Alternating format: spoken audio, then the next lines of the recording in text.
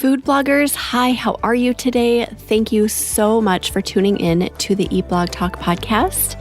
This is the place for food bloggers to get information and inspiration to accelerate your blog's growth and ultimately help you to achieve your freedom, whether that's financial, personal, or professional.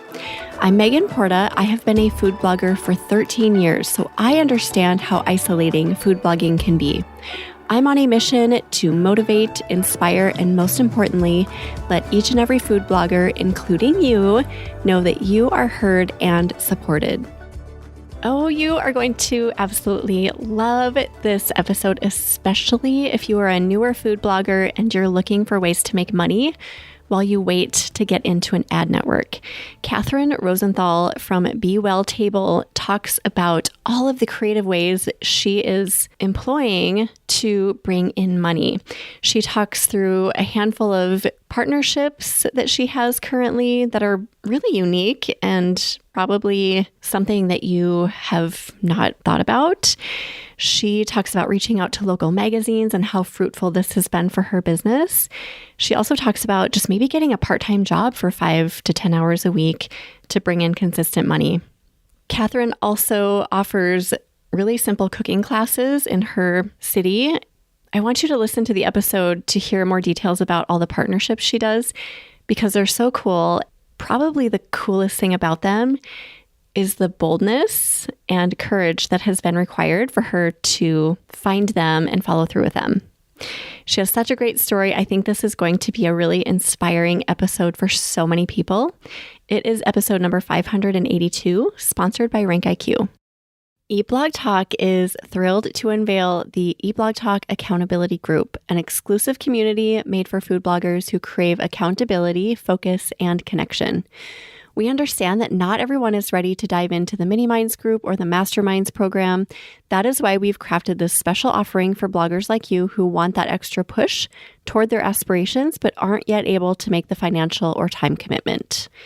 Here's what the Eat Blog Talk Accountability Group has in store for you for this low introductory price of $34 a month. This ongoing membership has its own private Slack channel.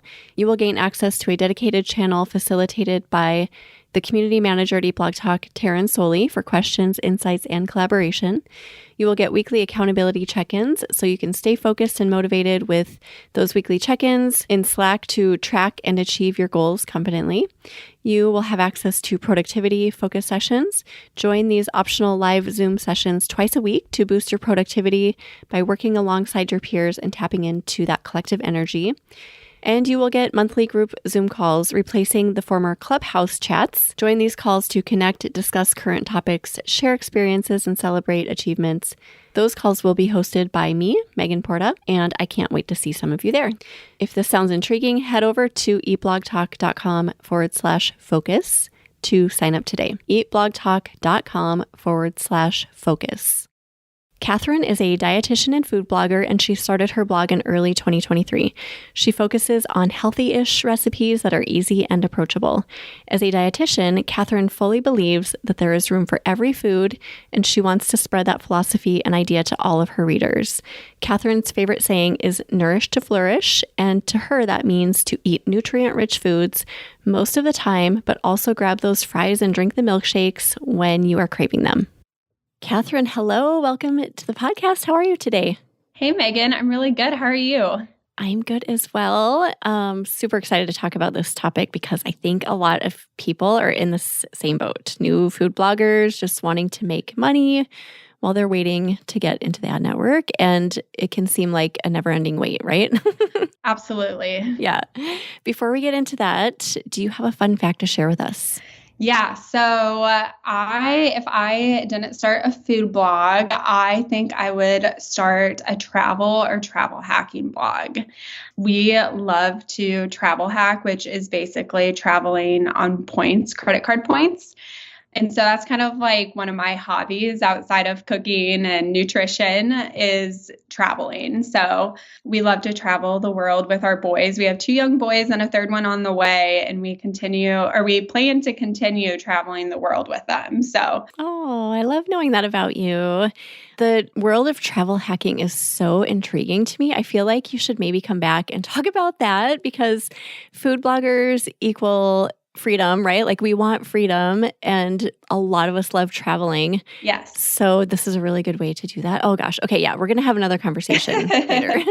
To be continued. Yeah. One of my favorite hobbies is to travel. So, oh, do you guys have a favorite spot that you go to? So we really just like exploring new places. This last May, we went to Ireland with our 2 boys, which was really, really fun.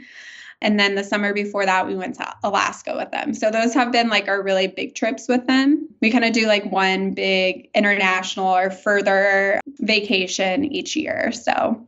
Oh, so fun. I love knowing that about you. All right. Well, we're going to Ireland. I mean, we don't have plans to, but that is on our list. So when we do, I will ask you what yes, the good I have places a full are to itinerary. Go. Oh, good. Okay, perfect.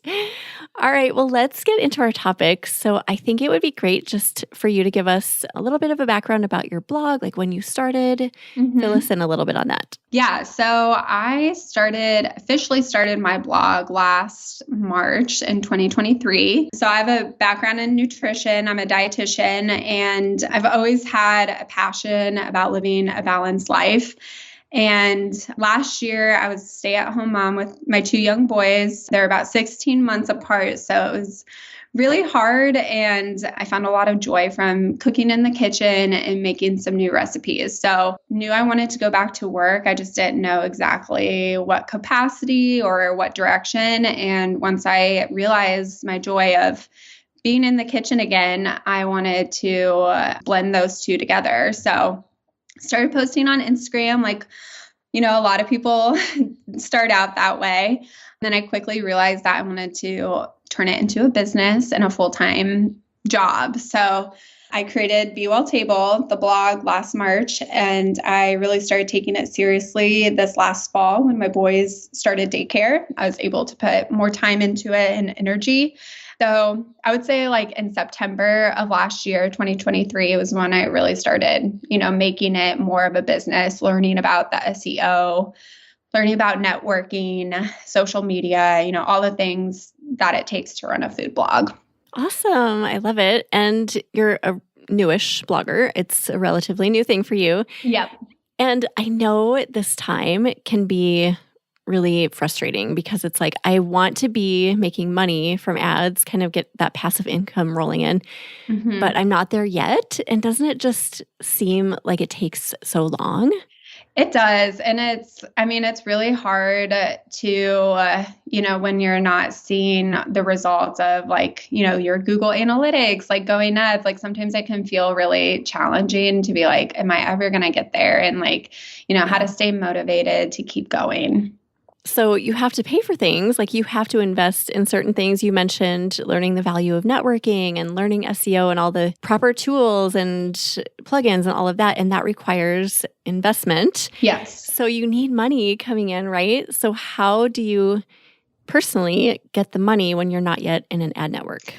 Yeah. So me and my husband are really big on budgeting. So we set a budget for Be Well Table, my blog, every month. So I have a strict budget and that has been helpful. But ways that I'm bringing in money, I have 3 different, revenue sources. I have online partnerships. I'm really big into local partnerships in my own community. And then I also do some contract dietitian work. Okay. So how did you get into the partnerships? Yeah, so I'll start with the online partnerships. Okay. The online partnerships, the first one was I was connected from like online website that connects dietitians to brands. And so I started working with a probiotic company and they have like a all natural energy supplement that I make recipes with. So that's been my first like big partnership. And that has been really helpful for, additional income and investing into my own business. And then I also have had some partnerships with smaller food brands. they don't have quite as big of a budget. So for, for a while, I didn't really know like my worth and working with brands. So I would do, some reels here and there for like $50. And then I kind of realized, oh, I need to increase my prices because, my time is worth so much more than that. And so now I, charge a little bit more. And so a lot of those just kind of came like through Instagram. They reached out to me looking for some influencers or food bloggers to promote their new products. So that's kind of how we got connected. But I would say my biggest one is through an online website that connects me with brands, which has been really helpful. And what is that site? It's called RD Link. And so you have to be a dietitian for this one to be connected. So if there's any other fellow dietitians out there that are also food bloggers, that's a great resource to sign up for. And they just post, all these brand partnerships on there that are looking for people who have a social media presence to promote their product. Or that's really how I've done this partnership. I haven't gotten into like writing blog posts for them. It's mostly just been collaboration videos. Okay. And I know there are some other similar type sites for like dietitians. I don't know what they are off the top of my head, but yeah, if you search for those, I know there's a handful of them that people can look through. Yeah. Yep. And I've tried some of those and I've gotten like one or two here and there, but those, getting started, those are great. They just typically have a much smaller budget. And so I found that at the beginning, it was worth my time when I was just trying to find, whatever partnership I could. But now as I grow and have less time, they aren't able to, fully afford like what I'm currently charging for videos. It could be a good first step though for somebody just to get used to like navigating that world and getting their kind of foot in the door a little bit. Yeah. And I don't regret having those partnerships because I do feel like I learned a lot with, what brands are looking for, reading contracts, just like, it's all new. So you just kind of learn as you go. And those were great first steps. So I definitely don't regret it. Yeah, absolutely. And then for your Instagram account, you said that brands were reaching out to you. Do you have a huge Instagram account since you started there?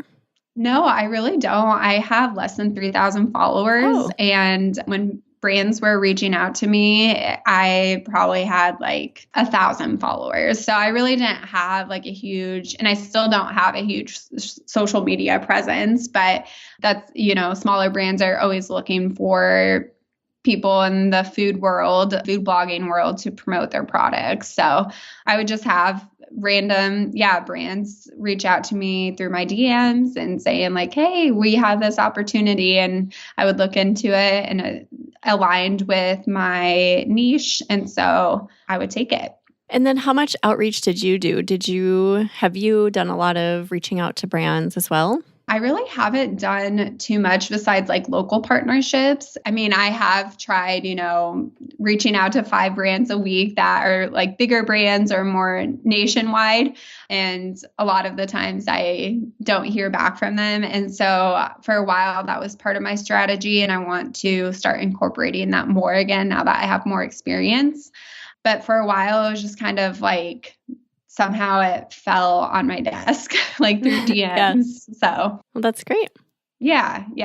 So do you have any recommendations for people if they want to do this, but they don't know where to start? I love how you said that the first brand you worked with, I can't remember what kind of brand it was, but you said it was like a really natural fit for your niche and for you. So is that where people start? Like just finding those things that really align with us? Yeah, I would say that's the step that you want to take. It's as a new food blogger, I struggled with like figuring out my niche. And I feel like I am just now starting to like really hone in on it. And so it does definitely take time to like figure that out and what aligns with your blog. It's just kind of all part of the process, but I do think that's important to align it with, what your followers or your readers are coming to your page for. So it stays consistent across the board. It doesn't seem like unnatural for you to talk about it or incorporate it in your recipes. Because people can sense that, right? Like if you're Mhm. talking about something that you are not feeling, people know. They're like, oh, she Mhm. doesn't really like that.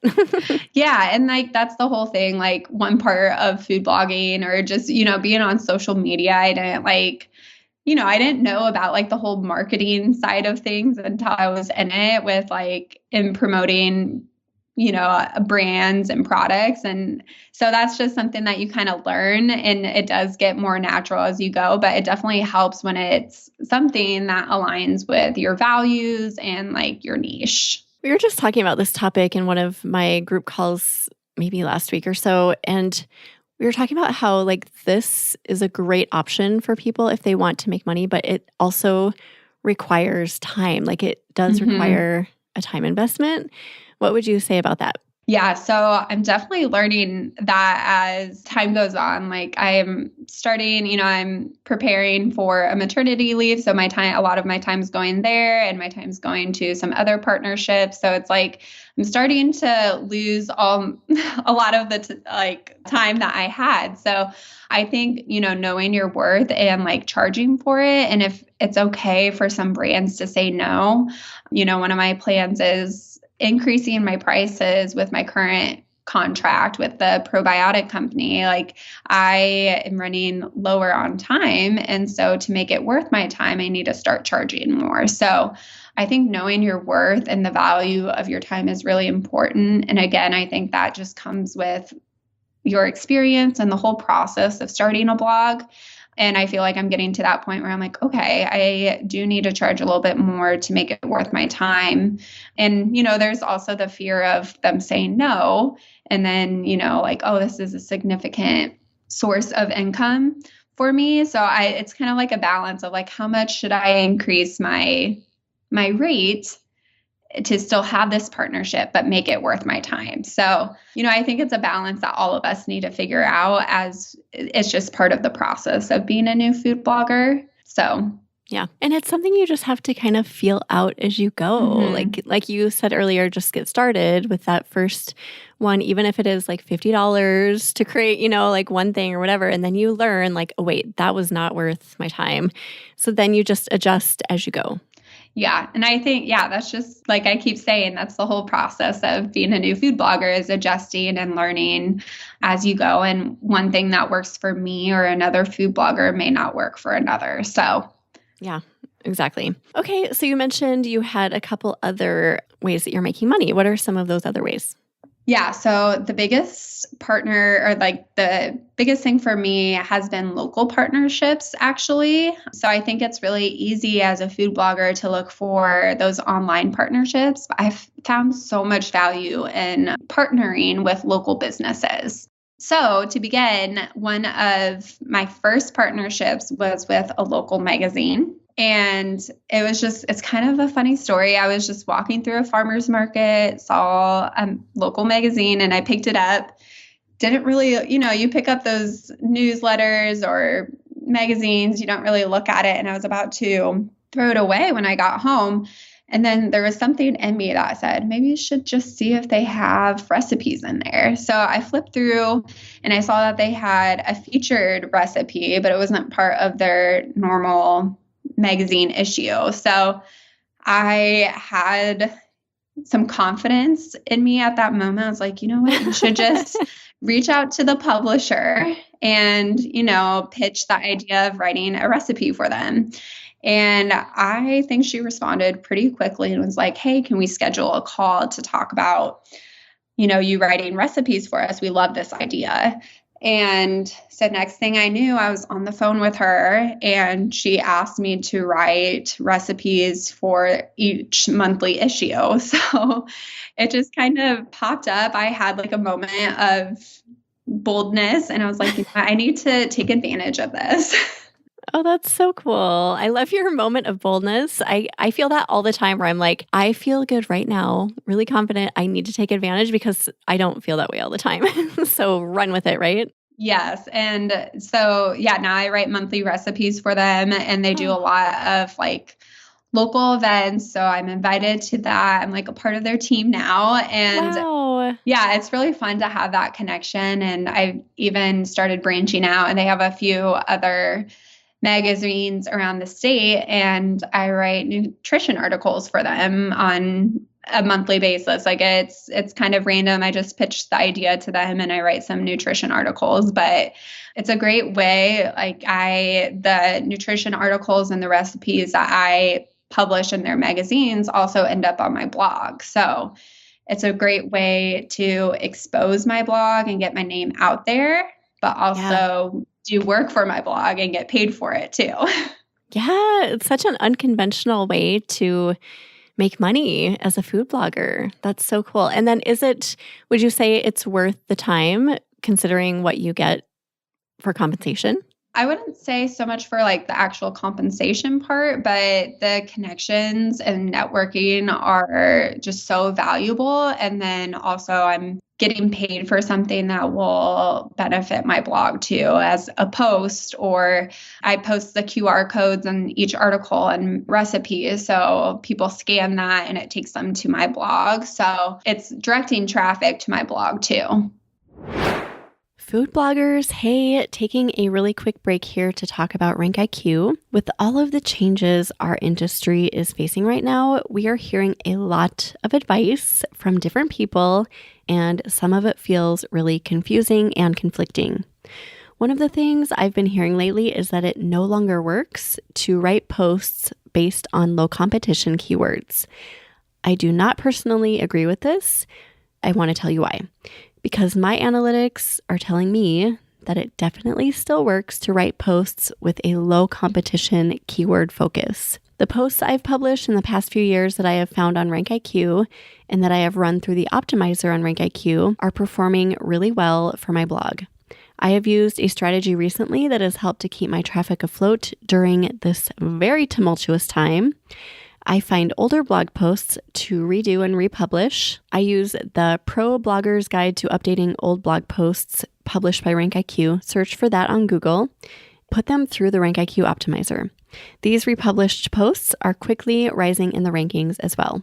Focusing on low competition keywords is still a good strategy for getting traffic, so I wanted to encourage you all with this. Head to rankiq.com to browse through tons of food niche categories and grab some of those low competition, high search volume keywords to focus on. Go to rankiq.com to get started today. Now back to the episode.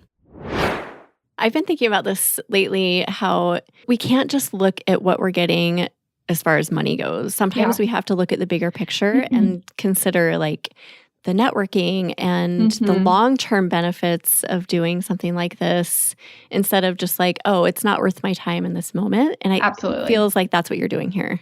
Yeah. Yep. I mean, it's just the greatest connection that I have created. And the publisher is so supportive of everything I do. I mean, she shares all my stuff and is always promoting me on her magazine site. And so, and always looking for ways to connect me with other people. Like there's been a time where she connected me with someone that does nursing home activities. And so there was a potential partnership there too. It didn't end up working out, but she's just always looking for ways to connect people too. So that's really helpful. Those are invaluable opportunities. Yep. And then as far as recommendations for others, what would you say to them? Like, just keep your eyes open. Would you recommend anything specific?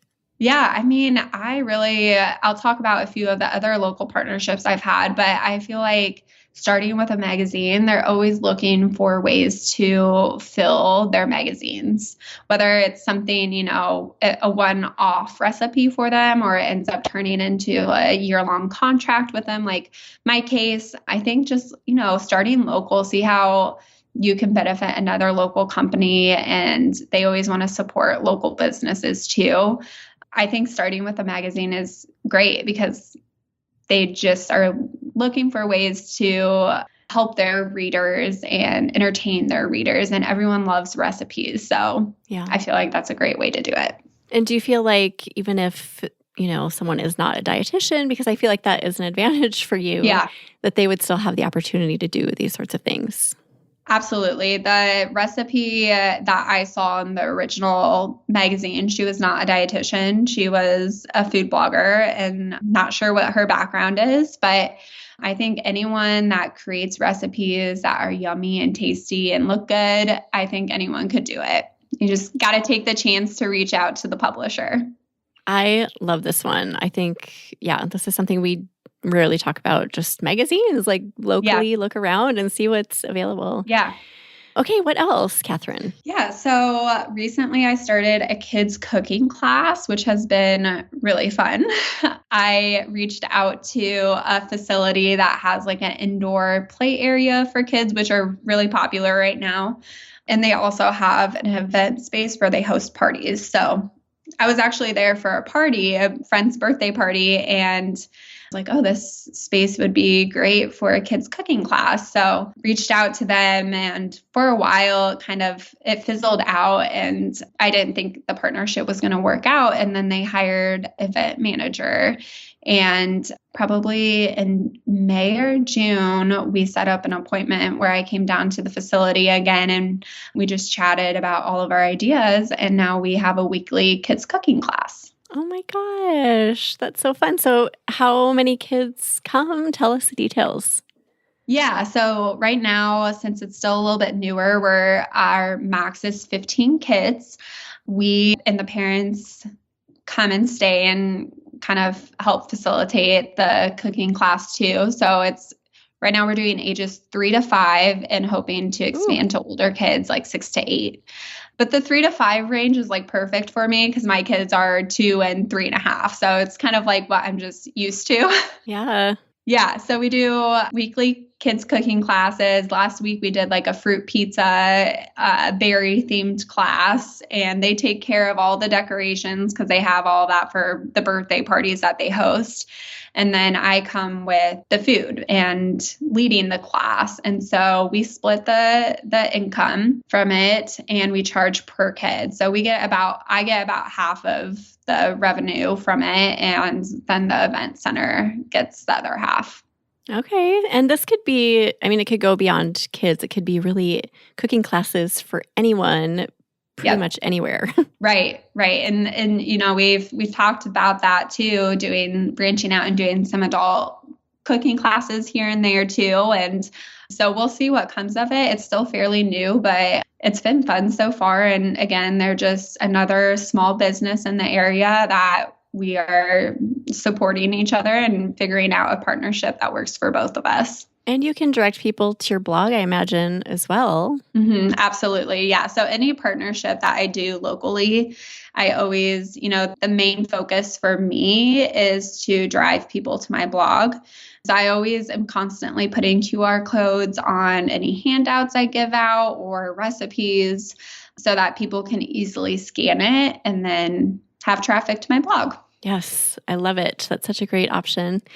Anything else about the cooking classes, or do you want to move on to your next point? Yeah, I would just say if you have like any passion for teaching and doing cooking classes, it's definitely a great way to bring in income.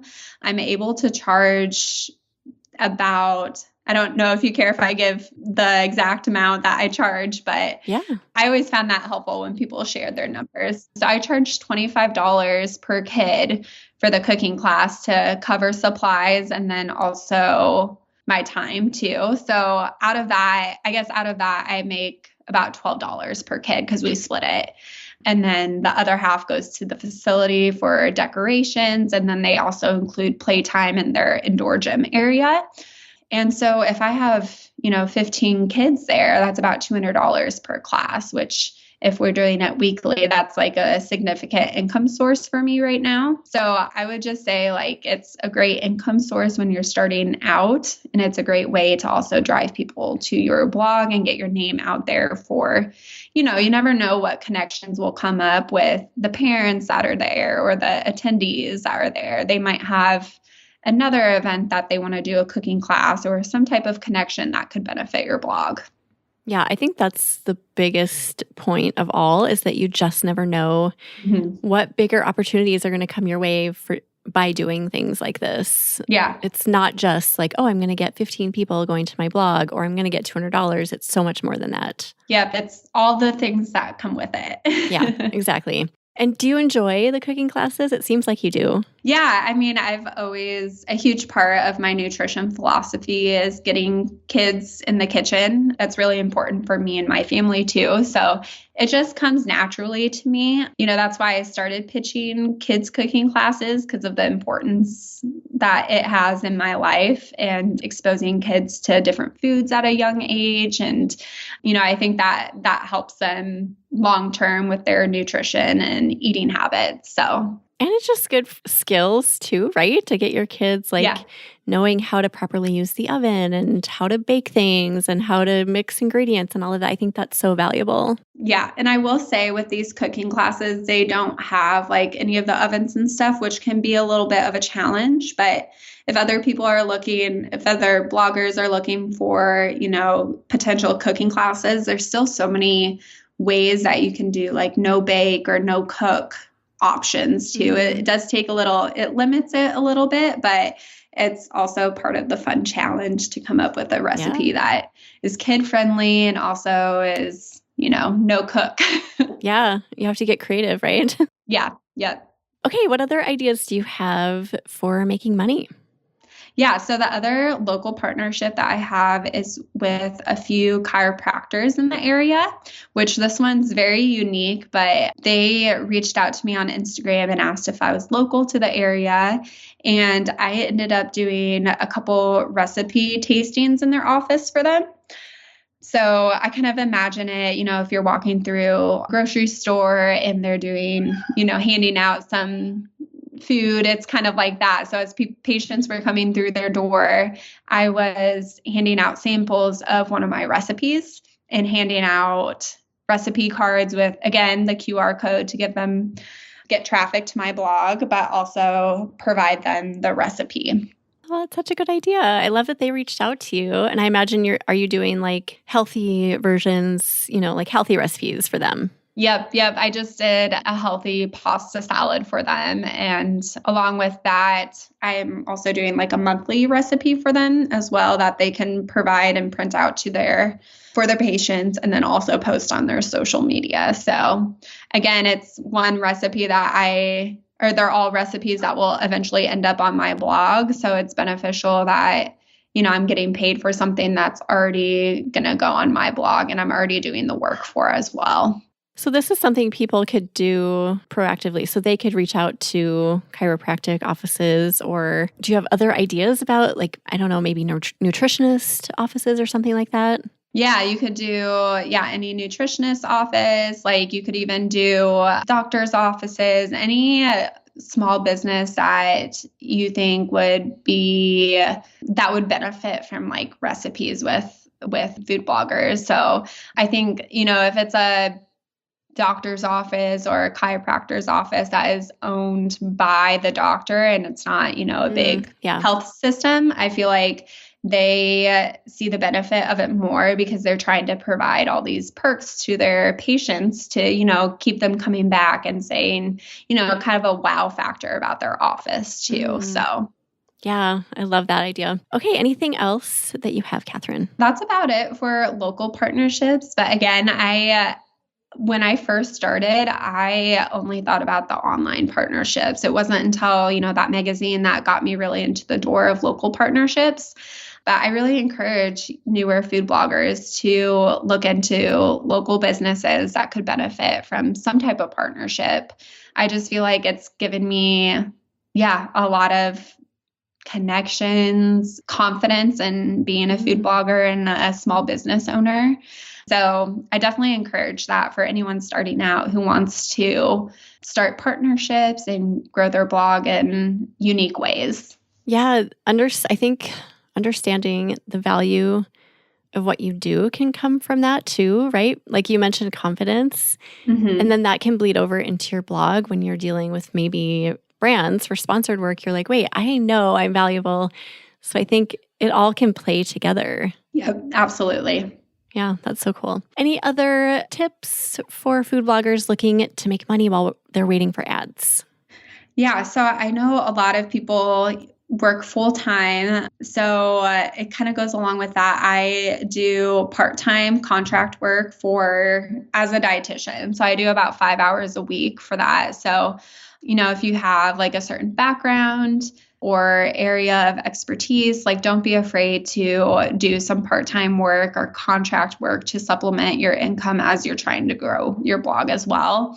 It's nice and a consistent income for me and my family, but it still allows, a lot of freedom for me to work on my blog as well and, get creative with other income sources like these partnerships. It's, being kind of forced to look for unique ways for income too has been nice. Yeah, absolutely. And 5 hours a week isn't that much, but like you said, it's consistent income that you can count on. Yep. Yeah, I love this because I don't know. I think people get it in their heads that I can't do any work besides blog work, but it doesn't have to be like that during your transition from going to an ad network. You can work and support you and your family or whatever while you're waiting for the ads.